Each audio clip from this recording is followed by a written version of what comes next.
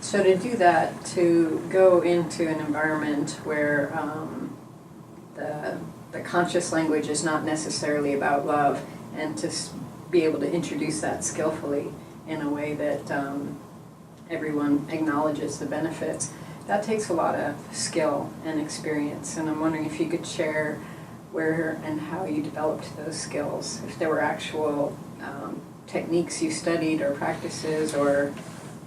I'm a student of the modern times, which means very eclectic. And so we're in this era. And the same goes when I was diagnosed with this kidney disease, what really kicked me into spiritual seeking.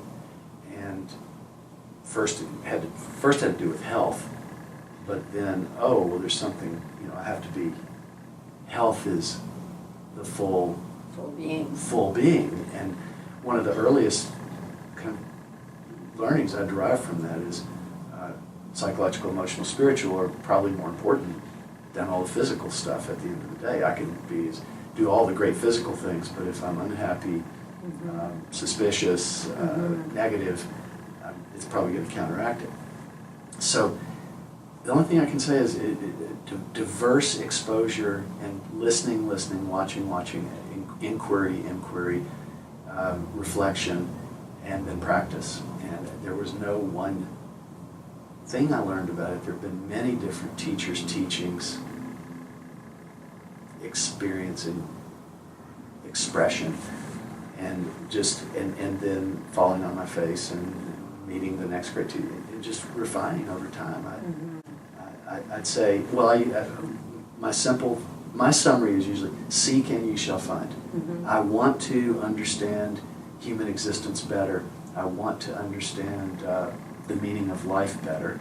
I think if one gets the questions clear and remembers to ask them again and know that there is no end of that, there's no getting to the end of it, at least that I know of, that you develop that practice. It's also very important to grab mentors.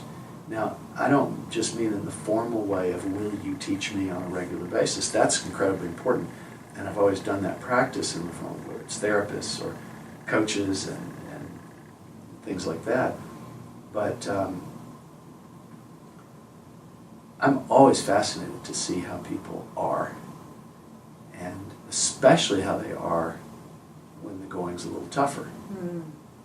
And then when they're in complex situations, there are people who their engagement aggravates the situation and they constantly are in battles.